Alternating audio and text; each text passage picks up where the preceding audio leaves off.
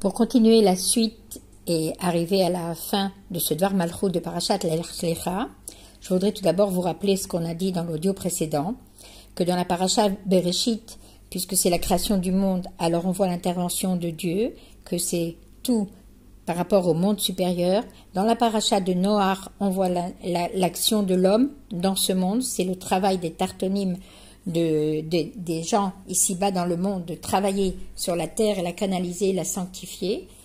Et avec Parashat Lech Lecha, on voit qu'il y a l'union, le contact entre les mondes supérieurs et entre le monde matériel dans lequel on vit.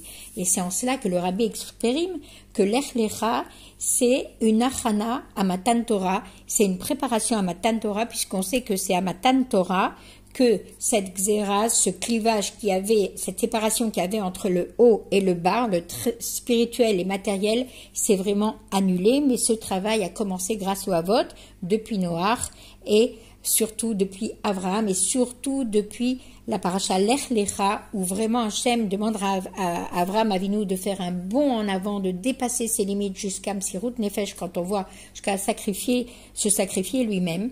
Et ce chibour, cette force de sanctifier le monde pour en faire une demeure pour Dieu, pour dévoiler la divinité dans le monde ici-bas, eh bien, elle s'est exprimée essentiellement dans la mitzvah de la Mila, puisque c'est dans la chair elle-même que la Gdusha a imprégné le corps humain. Et à partir de ce moment-là, on a reçu la force de sanctifier le monde pour en faire une demeure pour Dieu. Et cette force, nous l'avons reçue des Avot, et comme on dit, Maaseh Avot, Siman Labanim, c'est à partir de ce moment-là que le juif peut, dans sa Avodat Hashem, préparer le monde à être une demeure pour Dieu, à préparer le monde à la Géoula, concrètement. Et bien, il en est de même avec la terre. Dans cette paracha, Avraham Avinu reçoit la promesse d'Hachem que c'est sa descendance qui recevrait cette terre, Eretz Canaan. Ce n'était pas encore Eretz Israël, c'était une terre habitée par 10 peuples. On a reçu 7 territoires de ces 10 peuples. Et le travail des Bnei Israël sur la Terre Sainte, c'est aussi de pouvoir élever, transformer Eretz Israël, la terre de Canaan en Terre Sainte. Et donc, à partir de Lech Lecha, chaque juif, depuis, a alors reçu la responsabilité, le mérite et la force, de parler à vote, bien sûr, d'accomplir Lech Lecha, de sortir de soi, de progresser, de rajouter, de sortir de ses limites pour réaliser cette mission essentielle et primordiale qui est tout le but de la création du monde qu'Akadosh Baruch Hu se révèle ici-bas. Et notre mission à nous, en tant que dernière génération de l'exil et première de la Géoula, puisque on n'est pas encore dans cette shlemut, comme le Rabbi explique dans ce Dvar Malchut, on n'a pas la terre, elle n'est pas encore complète puisqu'il nous manque encore 3 parties de ces 3 peuples. La Torah n'est pas encore complète, on n'est pas encore arrivé à cette plénitude puisque on sait que la Torah arrivera à sa shlemut quand on recevra la Torah nouvelle qu'Akadosh Baruch Hu va nous dévoiler à travers Mashiach. Et donc, l'acquisition de la Torah et l'acquisition de la terre, elle n'est pas encore parfaite. Et donc, tout ce qu'on fait maintenant, ce n'est qu'une préparation à recevoir cette Torah nouvelle. On expliquera que c'est pas une nouvelle Torah, puisque cette Torah Hadasha dont on parle, que Mashiach va nous enseigner, Moshe Rabbeinu l'a reçue au Sinaï, mais c'est une partie tellement cachée, tellement profonde que Moshe Rabbeinu ne peut pas la saisir encore, et qu'elle va remettre que nous non plus on peut pas comprendre, mais tout le but de cette préparation, c'est d'ouvrir nos facultés intellectuelles pour pouvoir être prêts à comprendre les nouveautés, les chidushim que Mashiach va nous dévoiler dans cette Torah, et on dira « Ah oui, maintenant je comprends pourquoi, etc. etc. » Et en fait, toute cette paracha, elle suit un fil conducteur qui ne s'adresse qu'à nous. C'est l'ordre qu'Akadosh Baruch Hu, il fait Avraham Avinu à travers lui, à sa descendance, de progresser, de continuer à avancer pour préparer le monde à cette shlemut tant attendue, tant souhaitée, cette perfection, cette plénitude. Et on ne parle pas ici que de compléter la terre d'Israël, que de compléter la compréhension de la Torah. Mais cette shlemut, cette plénitude, elle est aussi en nous. Nous devons aussi, nous, être entiers avec nous-mêmes. On ne peut pas dire la perfection, parce que la perfection, ce sera que quand Mashiach viendra. Mais nous, notre travail, il doit tendre vers cette shlemut. Et les 10 peuples qu'on a mentionnés sont comparés aux 10 forces de l'âme. Chaque Neshama a reçu 10 kochot hanefesh, 10 forces de l'âme.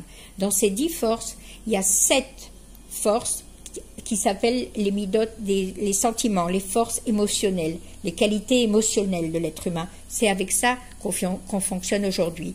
Et il y a 3 forces que dans notre travaux d'Hachem, les êtres humains utilisent leur kochot hanefesh pour s'attacher à Dieu. Et il y a 7 qui sont les midot émotionnels et 3 qui sont comme les 3 territoires qu'on n'a pas encore reçus, les forces de l'intellect qu'on appelle chorma, bina, da'at. À ce jour, notre travail dans le monde porte surtout sur le travail des midot. Pour s'attacher à Dieu, pour servir Dieu, on le réalise au pouvoir et au moyen des sentiments et on sert Dieu avec nos qualités. Et on utilise nos capacités intellectuelles que pour canaliser nos sentiments. Intellectuellement, on se conditionne et on travaille pour s'attacher à Dieu, pour influencer les midot de s'attacher à Dieu. On se convainc nous-mêmes qu'on doit s'attacher à Kadosh Baruch Hu. Mais quand il y aura la shlemut de ce travail, quand Mashiach viendra, eh bien, cette connexion à Kadosh Baruch Hu, elle se fera d'une façon naturelle. Toutes les forces de l'âme et les qualités émotionnelles et les qualités intellectuelles s'uniront totalement à Kadosh Baruch Hu et parfaitement, sans l'effort de l'intellect, sans avoir besoin de convaincre les sentiments pour servir Dieu dans la Kedusha. Et le Rabbi explique ainsi que le pasuk qu'on dit dans Shema Israël ve'afta et Hashem elokecha bechol levavcha ufrol nafshecha ufrol meodecha, il explique ainsi: et tu aimeras l'Éternel ton Dieu de tout ton cœur. De tout ton cœur, ça fait référence aux 7 midot émotionnels, aux 7 sentiments émotionnels, facultés émotionnelles. Ou bechol nafshecha, de toute ton âme, tu serviras Dieu avec les 10 forces de ton âme, les 10 kochot hanefesh complètes, et l'intellect et les sentiments dans la shlemut, comme on l'a expliqué plus haut. Et de quelle manière tu aimes ton Dieu? Bechol meodecha, de tout ton pouvoir, de toutes tes forces, ça veut dire d'une façon illimitée, dans un dépassement total et absolu de ça. Et ça, c'est le message de l'Ech Lecha, qu'on doit servir Dieu de tout notre cœur, avec toute notre qualité, avec toutes les forces de notre âme, d'une façon illimitée, jusqu'à un dépassement total, sortir de ses limites. Et l'une des directives de l'action, l'essentiel est l'action, l'une des oraot concrètes de ce Dvar Malchut, est que tant que s'exprime en tant que préparation à la Géoula, comme on a dit, on n'en est pas encore là, donc on avance vers ce point-là. Donc chacun, le Rabbi veut nous préparer individuellement, que nous aussi on fasse l'Ech Lecha à l'intérieur de nous, qu'on utilise toutes nos kochot hanefesh pour étudier la Torah, pas seulement ce qu'on a l'habitude déjà de faire et d'augmenter en quantité, mais aussi de s'approfondir et d'étudier des choses nouvelles jusqu'à être capable de faire des chidushim et à donner des explications nouvelles à la Torah, tellement on est imprégné dans l'étude, et pas seulement avec les forces révélées, parce qu'il y a kochot hanefesh, il y a des forces dévoilées et des forces qui ne sont pas dévoilées. Les forces dévoilées, c'est notre personnalité, on se connaît, on connaît nos capacités, on sait où on est capable d'aller, jusqu'où on est capable d'arriver. Ça, c'était Abraham Avinu avant l'Ech Lecha qui a trouvé Akadosh Baruch Hu lui-même. De même, nous, dans l'étude de la Torah, on peut être capable de comprendre et de s'approfondir encore plus. Mais le Rabbi ici nous demande, en préparation à la Géoula, d'utiliser les forces cachées qui sont à l'intérieur de nous, qui sont les forces de notre Yechida Shebenefesh, de la partie d'Akadosh Baruch Hu qui est en nous. Et ces forces, on ne soupçonne même pas on ne soupçonne même pas les posséder. On ne réalise pas qu'on a ces forces-là, qui sont des forces très élevées, et que si on se dépasse, eh bien, on va arriver à faire des merveilles et des choses qu'on se demande, mais d'où ça vient? Comment j'ai pu réaliser une chose pareille? Et le Rabbi demande de rajouter dans l'étude, pas seulement en qualité, mais aussi en quantité. Et ça doit s'exprimer par le fait que si on est capable d'enseigner, on doit influencer d'autres à venir encore s'asseoir à des shiurim de Torah. Et on doit également les aider à comprendre qu'ils doivent eux aussi investir toutes les forces de leur âme pour s'attacher à Dieu et pour étudier la Torah et pour vivre les mitzvot.